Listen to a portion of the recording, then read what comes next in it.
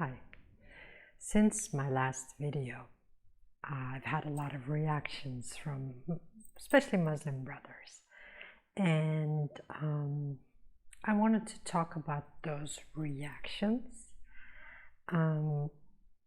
I had a lot of reactions about all kinds of things, but one that struck me the most is that a lot of Muslim brothers seem not so happy with their marriages, and especially, of course, with the sexuality within their marriages. Well, it's not something that only Muslim brothers have. I think a lot of cultures have that, and I've been a coach now for a few years, and I've seen it in a lot of people. Let me tell you first a couple of things about that, because it struck me, and especially being brought up Muslim myself, and I know a little bit about it, so I would like to address that first.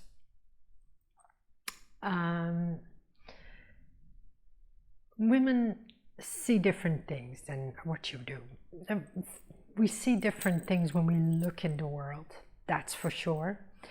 Men and women see different things, but especially nowadays with social media, we see different things. A lot of men get bombarded with sexuality, because everybody knows our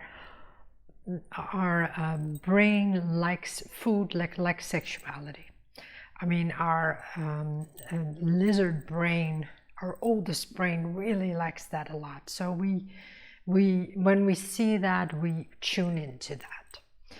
And men tune into that even more than women do. So yeah. So you see that also, you see that a lot in social media. Women see that a lot less. As a Muslim woman, you're brought up to never be too sexually available, or even too sexy for all the people around you. Not that it always helps, because you can sometimes wear whatever you want, you still get targeted. You can wear a burqa and people will still see your female figure. So sometimes it's a bit of a, I always think, like, it doesn't really matter what you wear. I mean, when people want to see things and when men want to see things, they see things anyway. But so the men look in the world differently. Women are brought up differently. And what I also think is, because men are different in the world. I want to tell you a small story. When I was in Turkey with two Dutch friends of mine, Western European friends, we went to a wedding, just to tell you how different we react. And I'm already a little bit, I mean, I've been to Turkey every year, so I know how men there react to women. And especially when you're in a small town, there's a wedding going on. I mean, I like to keep my eyes steady. And I don't know, across the room somewhere there were some guys, and my Dutch friends waved at them, like Western European women do, making a little bit of fun. And then we went back, and I think it was like 5 minutes walk. So we went, the three of us. It was not that late. It's a small town. And so we're walking, and I hear these guys behind us. So I look back and I see like 10 to 15 guys around in the back of us, and there's nobody else. There's us three and those guys. And I'm like, oh shit, this is not good.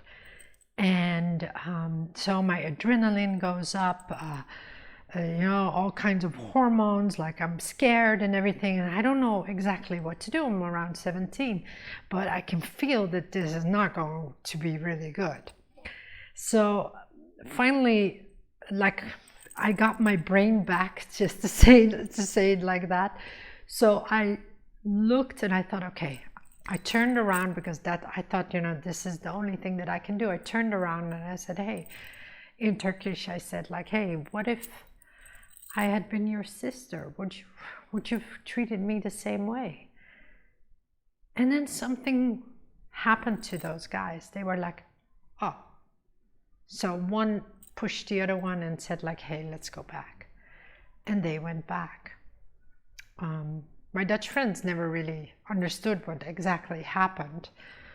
But I was so happy. I was like, oh my God, you know, what are you going to do with 15 guys in the back of you? And what would happen if they would really would go over into action, basically? Wouldn't have been the most fun thing, I can tell you. But so, you know, so that's already, I mean, those guys look differently at us than we did at them. You know, by waving, we thought something completely different.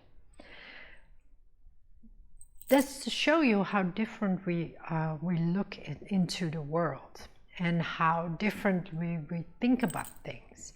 And it doesn't mean, you know, I mean, if you get married and you have this beautiful wife, and just think about it, as a guy, you're most of the time light years in front of that woman, because she's just in a different mindset than you are.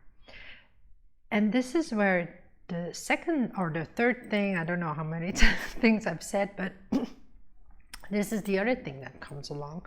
Sexuality is also something that you learn. So you have to learn this together, you know, learn your wishes together, find out what you like. Then another thing is, I think, you know, in the Quran it says that also, like a woman should please her husband. But the other way around also says in the Quran is that a man should please his wife. And personally, I think when guys please their wife a little bit more, they would be so much happier. You know, just think about that. And I think that when a man gives, he is much more happy in himself.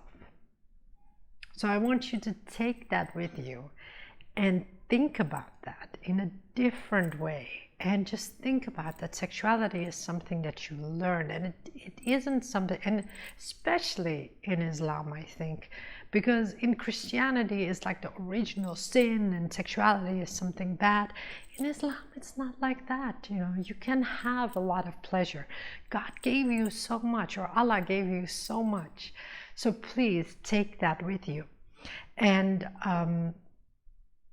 yeah, you know, have fun with each other and do good things together.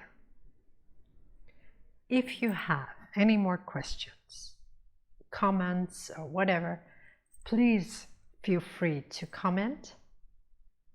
I won't say your name, so I can answer some of your questions. I've been doing this work for 2 to 3 years now already, and I can tell you it's not easy. For no culture it is easy, and especially also for, I mean, Islamic culture or Western culture, it is something that you really have to learn.